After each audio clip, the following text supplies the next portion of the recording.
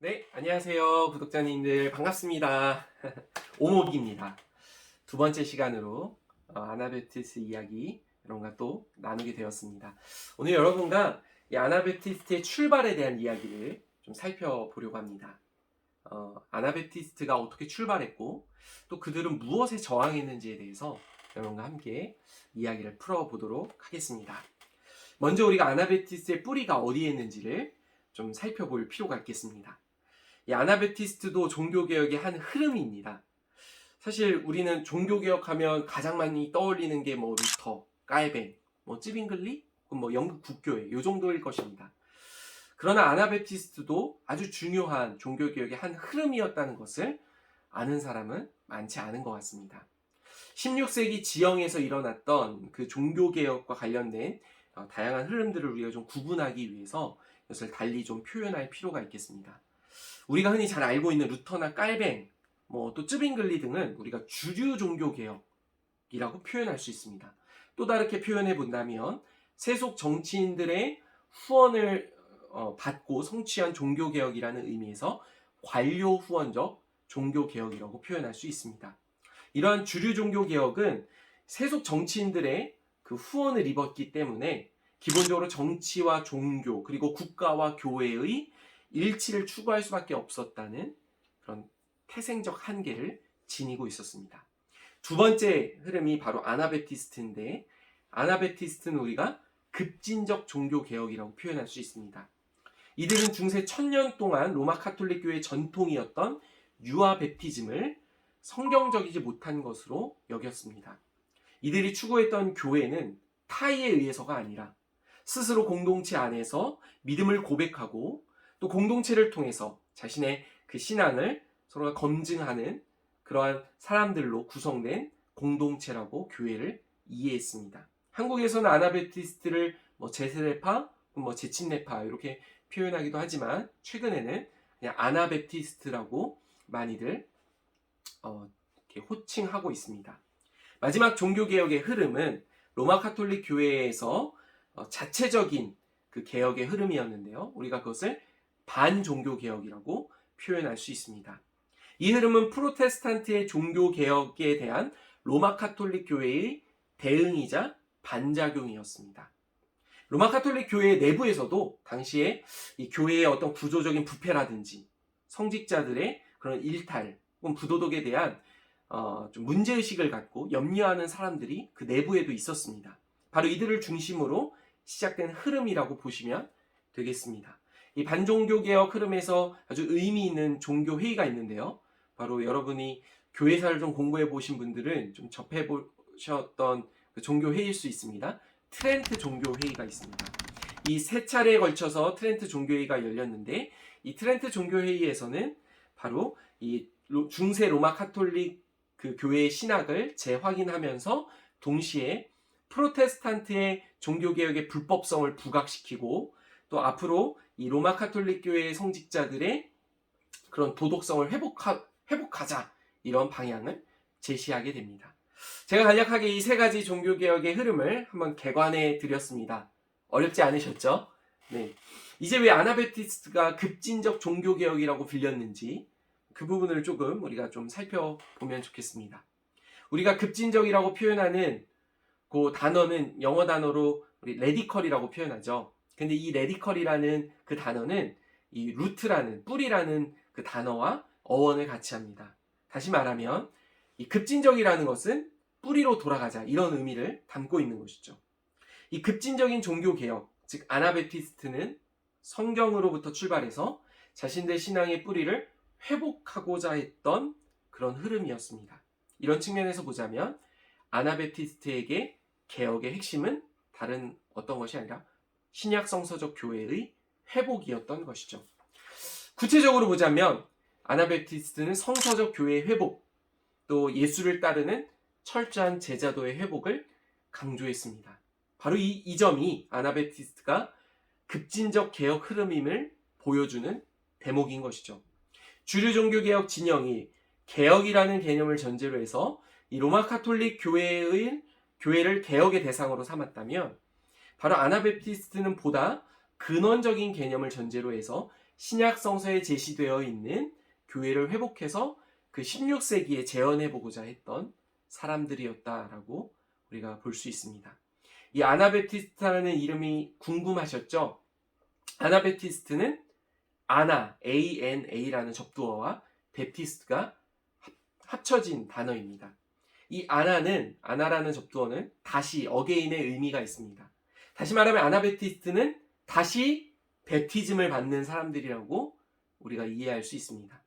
제가 알기로 이 아나베티스트라는 표현은 이들을 박해했던 적대자들로부터 붙여진 이름이라고 알고 있습니다. 박해자들은 이들을 베티즘을 다시 받는 이상한 사람들이라고 조롱했습니다.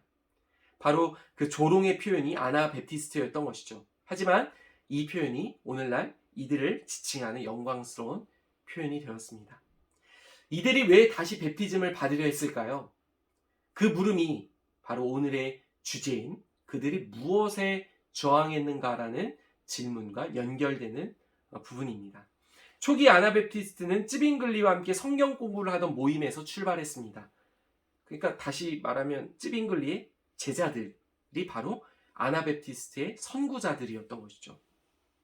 이들은 성경을 원어로 읽고 공부하면서 예수 그리스도에 대한 믿음뿐 아니라 예수 그리스도를 철저하게 따르는 그 제자로서의 삶이 중요했다는 것을 자각했고 철저한 제자도 정신으로 순수한 교회를 회복하려고 했습니다. 이 열정이 결국은 찌빙글리와 결별하게 만들었고 이후 주류 종교개혁의 탄압을 받게 되는 역사적 흐름과 연결되게 됩니다. 초기의 아나베티스트들은 유아에게 베티즘을 주는 것이 아주 심각한 문제라고 받아들였습니다. 왜냐하면 당시의 유아 베티즘은 정치와 종교의 연결고리였기 때문입니다.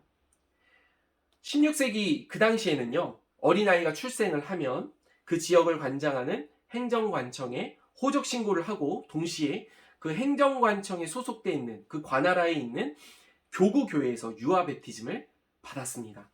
그러면서 교족 신고를 함께 하는 것이죠. 그러니까 호적 신고와 교족 신고가 함께 이루어지고 그런 의미에서 중세시대의 유아 베티즘은 바로 국가와 교회를 잇는 중요한 연결고리였다라고 볼 수 있는 것이죠.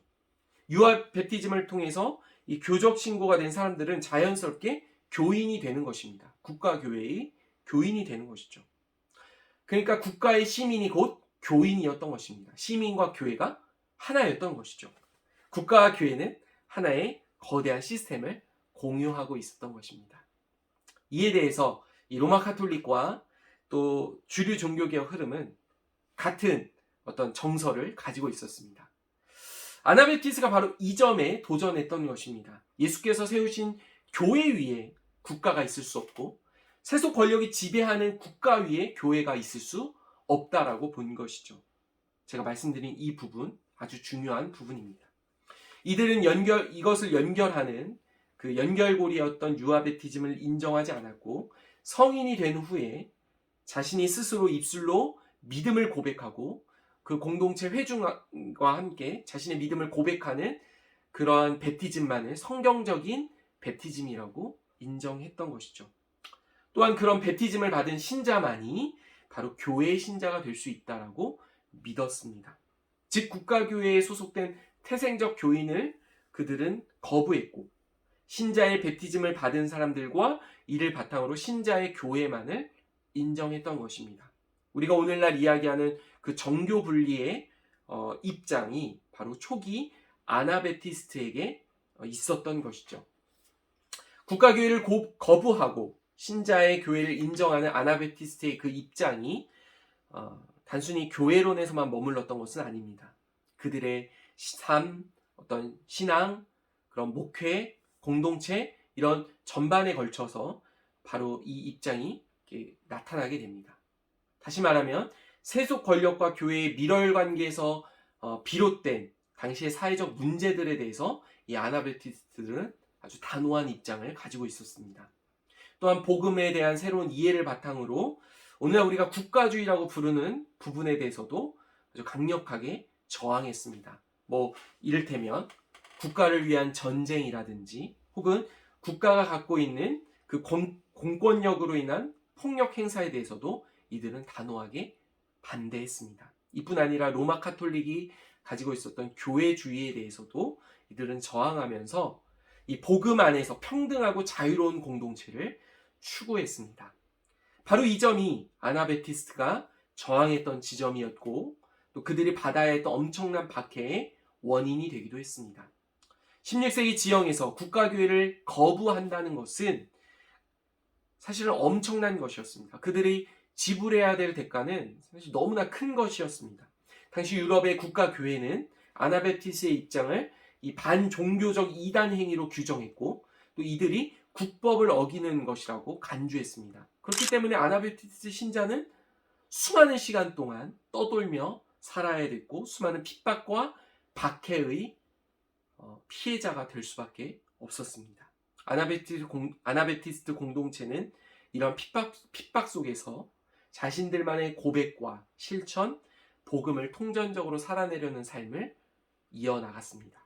오늘의 이야기를 통해서 우리가 잊지 말아야 될 것은 바로 아나베티스의 태동이 성경에 대한 새로운 이해로부터 출발했다는 점입니다.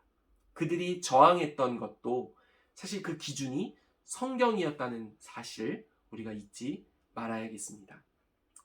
오늘 우리가 종교개혁의 그 흐름 속에서 아나베티스트의 자리와 또 그들이 저항했던 것이 무엇이었는지에 대해서 여러분과 함께 이야기를 나누어 보았습니다. 이제 다음 시간에는 아나베티스트 공동체에 대한 이야기를 조금 더 구체적으로 해보려고 합니다. 특별히 그들의 공동체 속에 있었던 신앙 고백을 우리가 함께 그 내용을 좀 살펴보면서 그들의 공동체에 대한 이야기를 풀어가 보려고 합니다. 기대되시나요? 아직 기대가 안 되시면 지금부터 기대해 주시면 감사하겠습니다. 여러분 구독, 알림 설정, 좋아요 저에게 큰 힘이 되는 거 아시죠? 네. 그러면 다음 시간에 또 찾아뵙도록 하겠습니다. 여러분 또 평안하시고 건강한 모습으로 다시 찾아뵙겠습니다. 여러분 감사합니다.